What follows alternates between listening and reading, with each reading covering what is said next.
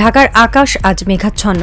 কুর্মিটোলায় বঙ্গবন্ধু বিমান ঘাঁটির রানওয়েতে যখন বৃষ্টির প্রথম ফোঁটাগুলো এসে পড়ছে, তখন হাজার কিলোমিটার দূরে নয়াদিল্লির রায়সিনা হিলে অবস্থিত সাউথ ব্লকের ভূগর্ভস্থ ওয়ার রুমে বিরাজ করছে এক অদ্ভুত গুমট এবং শ্বাসরুদ্ধকর নিস্তব্ধতা। ওয়ার রুমের বিশাল ডিজিটাল স্ক্রিনে ভাসছে দক্ষিণ এশিয়ার মানচিত্র, কিন্তু ভারতের শীর্ষ সামরিক ও গোয়েন্দা কর্তাদের চোখ আটকে আছে মানচিত্রের একটি নির্দিষ্ট বিন্দুর দিকে, বাংলাদেশ। দক্ষিণ এশিয়ার আকাশে যেন শুরু হয়েছে নতুন এক নীরব শক্তির খেলা।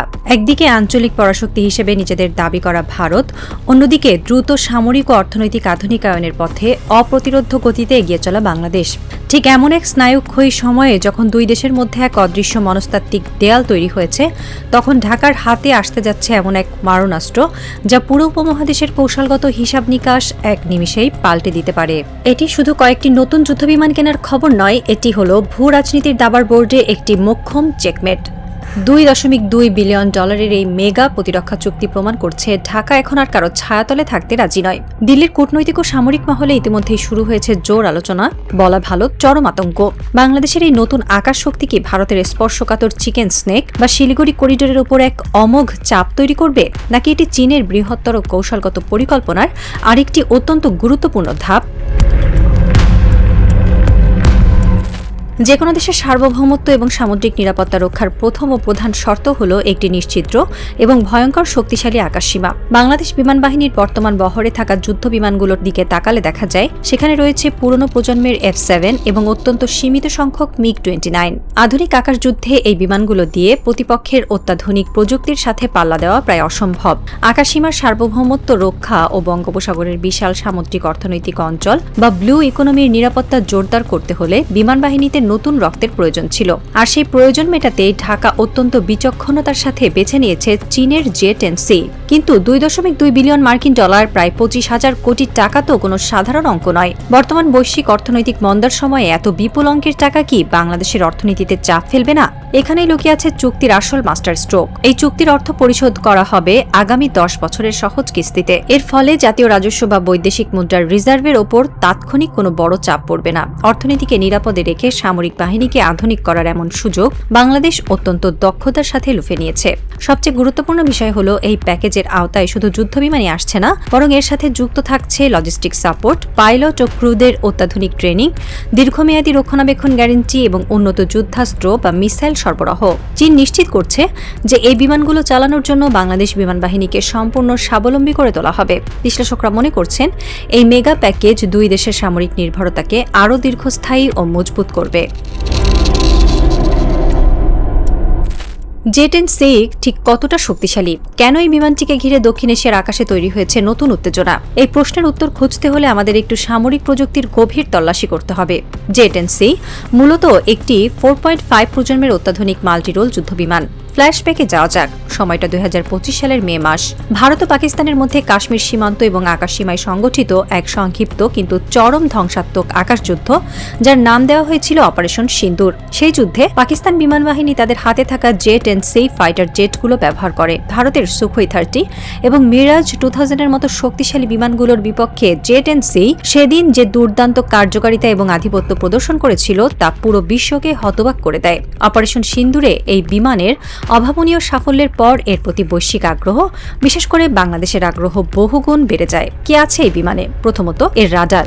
ফাইটার জেটটি অত্যন্ত শক্তিশালী অ্যাক্টিভ ইলেকট্রনিক্যালি স্ক্যান্ড অ্যারে রাডারে সজ্জিত।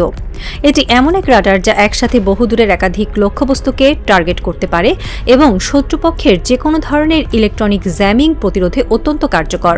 অর্থাৎ শত্রু চাইলেও এই বিমানের রাডার অন্ধ করে দিতে পারবে না। দ্বিতীয়ত এর মারণাস্ত্র। এই বিমানটি চীনের তৈরি দূরপাল্লার beyond visual range air two air missile PL-15 ছুড়তে সক্ষম। PL-15 মিসাইলের রেঞ্জ এতই বেশি যে শত্রুর বিমান চোখের দেখায় আসার অনেক আগেই রাডারে লক করে তাকে আকাশেই ধ্বংস করে দেওয়া যায়। যে কোনো আধুনিক পশ্চিমা বা রুশ বিমানকে আকাশযুদ্ধে বড় চ্যালেঞ্জ জানাতে এই একটি মিসাইলই যথেষ্ট। তৃতীয়ত এর নেটওয়ার্ক কেন্দ্রিক যুদ্ধ ক্ষমতা। উন্নত ডেটা লিঙ্ক এবং এয়ারবর্ন আর্লি ওয়ার্নিং সিস্টেমের মাধ্যমে J-10C যুদ্ধক্ষেত্রে অন্যান্য বিমান, গ্রাউন্ড স্টেশন এবং রাডারের সাথে নিখুঁত নেটওয়ার্ক কেন্দ্রিক সমন্বয় তৈরি করতে সক্ষম। এটি শুধু একটি ফাইটার জেট নয়, এটি আকাশে ভাসমান একটি আস্ত কমান্ড সেন্টার। জেট-এন্ড-সির এই ক্ষমতা যখন আমরা ভারতের চিকেন স্নেক বা শিলিগুড়ি করিডোরের প্রেক্ষাপটে বিশ্লেষণ করব, তখন বুঝতে পারব কেন সাউথ ব্লক আজ রাতে ঘুমাতে পারছে না। ভারতের মূল ভূখণ্ডের সাথে তাদের উত্তর পূর্বাঞ্চলীয় 7টি রাজ্যের যোগাযোগের একমাত্র স্থল পথ হল এই শিলিগুড়ি করিডোর। এটি মাত্র 22 কিলোমিটার চওড়া একটি অত্যন্ত সরু ভূখণ্ড। বাংলাদেশ যদি তাদের উত্তরের বিমান ঘাঁটিগুলো যেমন লালমনিরহাট বা সৈয়দপুর থেকে এই জেট-এন্ড-সি ওড়ায়, তবে উড্ডয়নের মাত্র কয়েক মিনিটের মধ্যেই এই বিমানগুলো শিলিগুড়ি করিডোরের আকাশসীমায় পৌঁছে যেতে সক্ষম। এর শক্তিশালী AES এর রাডার এবং PL-15 মিসাইল মুহূর্তের মধ্যে ভারতের পূর্বাঞ্চলীয় বায়ু কমান্ডের যেকোনো মুভমেন্টকে স্ক্যান ও লক করে ফেলতে পারে।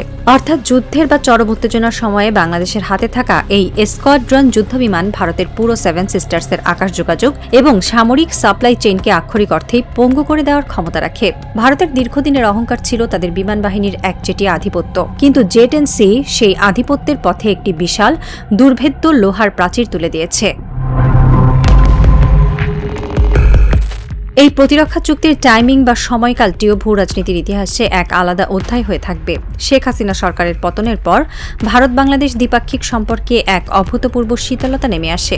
গত 1.5 দশক ধরে ভারত বাংলাদেশে এমন একটি সরকার পেয়েছিল যারা দিল্লির প্রতিটি কথায় অন্ধভাবে সায় দিত, কিন্তু 5 আগস্টের রাজনৈতিক পট পরিবর্তনের পর সেই সমীকরণ সম্পূর্ণ উল্টে যায়। ট্রানজিট, সীমান্ত বাণিজ্য, তিস্তা নদীর পানি বন্টন এবং সীমান্ত ব্যবস্থাপনার মতো সংবেদনশীল ইস্যুগুলোতে যখন দুই দেশের মধ্যে এক ধরনের গভীর কূটনৈতিক দূরত্ব ও টানাপোড়েন তৈরি হয়েছে, ঠিক তখনই চীনের সাথে এই মেগা চুক্তি স্বাক্ষর হলো। দিল্লির কট্টরপন্থী বিশ্লেষকরা এবং ভারতীয় মিডিয়া এটিকে বেইজিংয়ের প্রতি ঢাকার কৌশলগত ঝুঁকে পড়া হিসেবে চিত্রিত করার আপ্রাণ চেষ্টা করছে। তারা প্রচার করছে বাংলাদেশ বুঝি ভারতের বলয় থেকে বেরিয়ে পুরোপুরি চীনের পকেটে ঢুকে যাচ্ছে। বাংলাদেশের নীতি নির্ধারকরা এই চুক্তিকে কোনোভাবেই চীনপন্থী হওয়া হিসেবে মানতে নারাজ। তাদের বক্তব্য পরিষ্কার, এটি একটি স্বাধীন দেশের সম্পূর্ণ নিজস্ব সার্বভৌম সিদ্ধান্ত। আমাদের আকাশসীমা রক্ষা করার জন্য আমাদের আধুনিক যুদ্ধবিমান প্রয়োজন। চীন আমাদের সবচেয়ে ভালো এবং লাভজনক প্যাকেজ অফার করেছে, তাই আমরা তাদের কাছ থেকে কিনছি। এখানে অন্য কোনো তৃতীয় দেশের নাক গলানোর বা আতঙ্কিত হওয়ার কোনো সুযোগ নেই। ঢাকা প্রমাণ করে দিয়েছে তারা আর কোনো আঞ্চলিক শক্তির স্যাটেলাইট স্টেট বা আজ্ঞাবহ রাষ্ট্র হয়ে থাকতে রাজি নয়। জাতীয় নিরাপত্তার প্রশ্নে কোনো আপোষ করা হবে না। রাত শেষ হয়ে আসছে। কুর্মিটোলার আকাশে মেঘ কেটে গিয়ে ভোরের আলো ফুটতে শুরু করেছে। খুব বেশি দিন হয়তো আর বাকি নেই। একদিন এই কুর্মিটোলা বা জহুরুল হক ঘাটি রানওয়েতে যখন প্রথম জেট-এন্ড-সির চাকা মাটি স্পর্শ করবে, তখন সেই চাকার ঘর্ষণের শব্দ শুধু ঢাকার বাতাসকে প্রকম্পিত করবে না, সেই শব্দ প্রতিধ্বনিত হবে নয়াদিল্লির সাউথ ব্লক থেকে শুরু করে বেইজিংয়ের গ্রেট হল অব দ্য পিপল পর্যন্ত। দাবার বোর্ডে ক্ষমতার ভারসাম্য এখন আর একতরফা নেই। যে দেশটিকে এতদিন অবজ্ঞা করা হতো, সেই দেশের আকাশ আজ এক মারণাস্ত্রের ছায়ায় ঢাকা পড়তে যাচ্ছে। রাডারের স্ক্রিনে সবুজ বিন্দুগুলো অনবরত ঘুরছে। ভারত হয়তো তাদের রাফায়েল আর সুখোই নিয়ে নতুন কোনো ছক কষবে, কিন্তু তারাও জানে লাল সবুজের আকাশে এখন আর কেবল মেঘ ওড়ে না, সেখানে এখন উঠতে আসছে ড্রাগনের নিঃশ্বাস আর ইস্পাতের ডানাওয়ালা এক নীরব মৃত্যুদূত। দক্ষিণ এশিয়ার আকাশে এই নতুন স্নায়ুযুদ্ধে কে জিতবে? ভারত কি তাদের প্রভাব ফিরে পাওয়ার জন্য নতুন কোনো উস্কানি দেবে, নাকি চীনের এই মাস্টার স্ট্রোকের সামনে তারা নীরবে পিছু হটতে বাধ্য হবে? সাসপেন্স এখন চরমে, অপেক্ষা কেবল প্রথম ইঞ্জিন স্টার্ট হওয়া গর্জনের।